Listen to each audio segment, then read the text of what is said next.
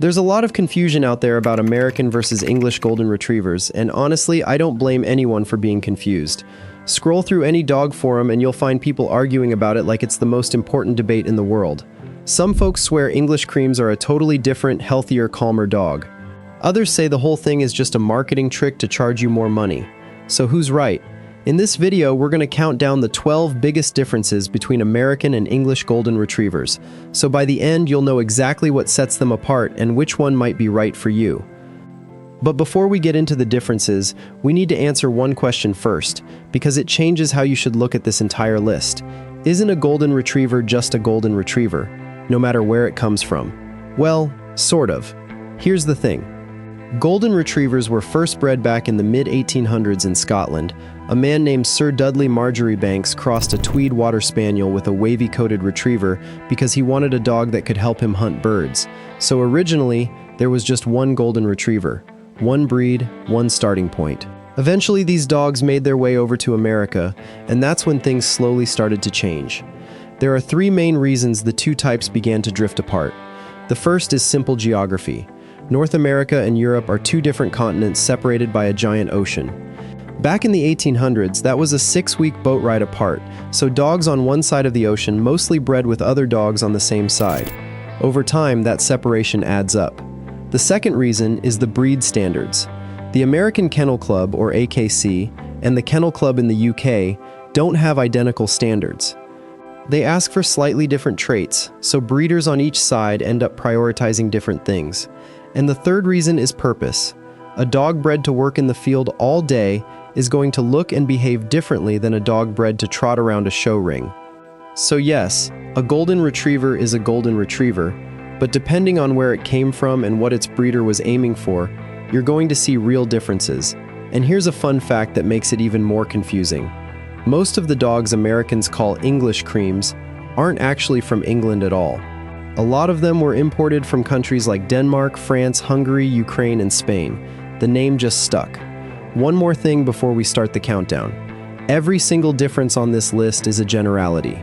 These are trends, not laws. Each dog is an individual, so take everything here with a grain of salt. And the single most important thing, no matter which type you go for, is the breeder. A good breeder who raises happy, healthy dogs will give you a happy, healthy puppy, and that matters way more than any label. Alright, let's get into it. Difference number 1, coat color. This is the most obvious one, and it's where the whole English cream name comes from. When Americans picture an English Golden, they usually imagine a very pale, almost white, cream-colored dog. When they picture an American Golden, they think of a rich, darker gold. And the breed standards actually back this up. The AKC says a Golden should be a rich, lustrous Golden, and that colors which are extremely pale or extremely dark are undesirable. The Kennel Club in the UK, on the other hand, allows any shade of gold or cream. So in America, breeders lean toward that deeper gold, while in the UK, those pale cream coats are perfectly acceptable. Same breed, very different look. Difference number 2, coat texture and feathering. It's not just the color that differs, it's the coat itself. English Goldens tend to have coats that are a bit thicker and often wavier, with heavier feathering around the legs, chest, and tail. American Goldens usually have a coat that's more moderate, sometimes a little sleeker. It's subtle, but if you put the two side by side, a lot of people notice the English dog just looks a little more plush.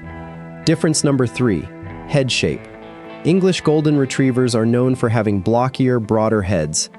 Think wider skull, a more pronounced brow, that classic teddy bear look people love.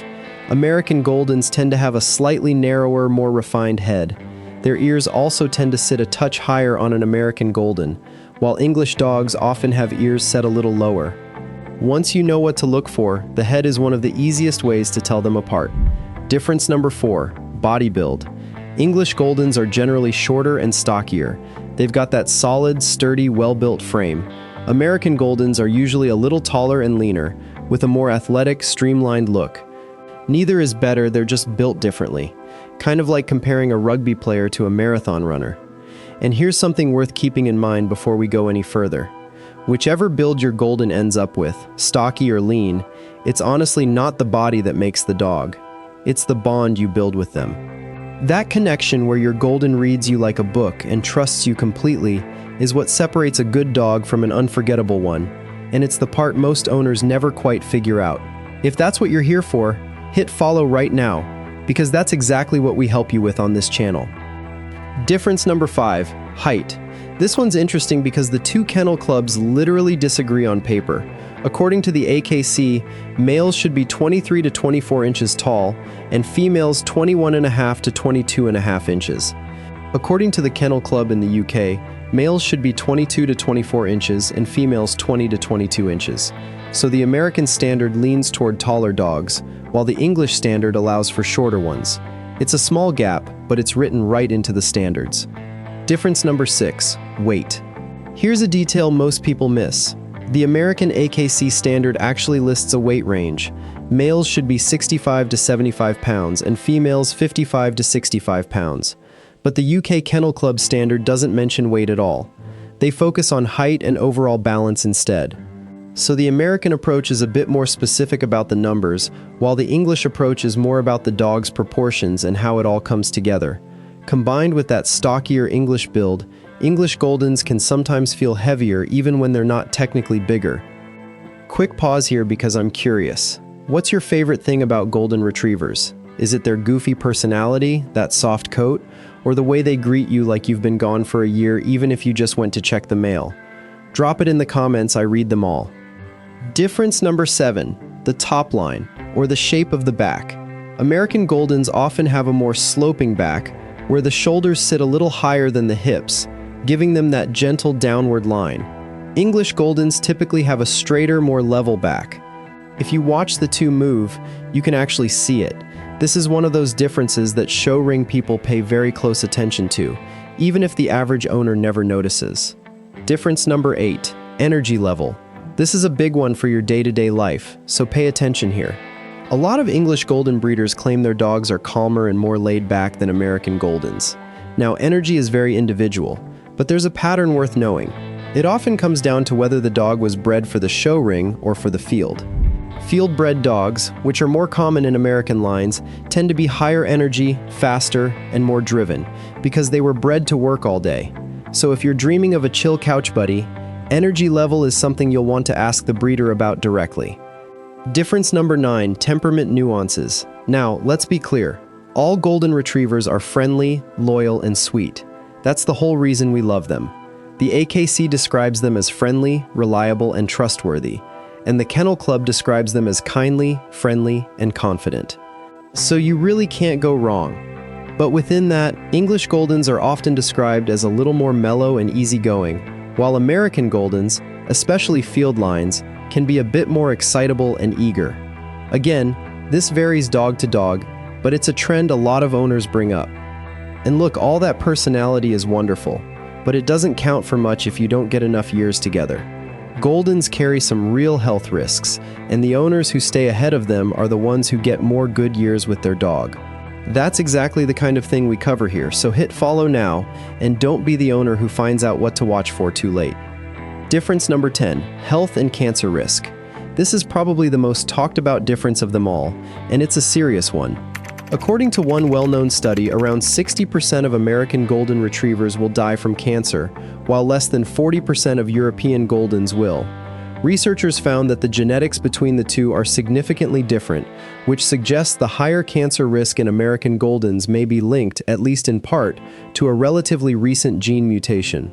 Now, this doesn't mean an English Golden is guaranteed to be healthier or that your American Golden will get sick. Individual health depends heavily on the breeder and their health testing, but it's a real difference, and it's a big reason a lot of people start looking at English lines in the first place. Difference number 11, lifespan. This one ties directly into health. Because of those differences in cancer risk and genetics, English Goldens are sometimes reported to live slightly longer on average. We're talking about a modest difference, not a decade, and honestly the data isn't perfectly clean on this. But it's often mentioned alongside the health point, and for a lot of families, even 1 or 2 extra years with their dog means everything. As always, a responsible breeder who health tests their dogs is your best insurance for a long, happy life, no matter which type you pick. Difference number 12, price. Let's talk money, because this is a bit of a touchy subject. English Golden Retrievers, especially those pale English creams, are often more expensive than American Goldens. If you ask the Golden Retriever Club of America why, they'd probably tell you it's because English cream is a fancy marketing term that lets breeders charge a premium. And sometimes, that's true. But price isn't only about the label. A good breeder is spending real money feeding high-quality food, doing health testing on the parents, and socializing the puppies before they ever come home to you. A cheap puppy from someone cutting corners can cost you far more in vet bills down the road. So whether you go English or American, look at what you're actually paying for, not just the price tag. So after all of that, you're probably left with one big question. Which type of Golden Retriever is right for you? And the honest answer is, it depends on why you want one in the first place. Are you looking for a hunting partner? Do you want to compete in the show ring or in dog sports? Or do you just want a loving family companion to hang out on the couch with? Whatever it is, try to get a dog that was actually bred for that purpose. If you want to compete, find a breeder who specializes in field or show lines. If you just want a family dog, you can rescue a Golden or find a breeder who focuses on healthy, well-tempered family companions. Because at the end of the day, English or American, the label matters way less than the breeder behind the puppy. And that's really what this whole channel is about, helping you give your Golden the best life possible. So if you want to actually understand what your dog is telling you, the tail, the ears, the tiny signals almost every owner completely misreads, follow now. That stuff can take years to figure out on your own, and we do it with you every single week. So, what type of Golden Retriever do you have, or which one are you hoping to get?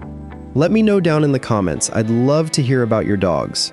And if you want to keep going, check out this next video, where we break down male versus female Golden Retrievers. And trust me, there are some differences there that might surprise you.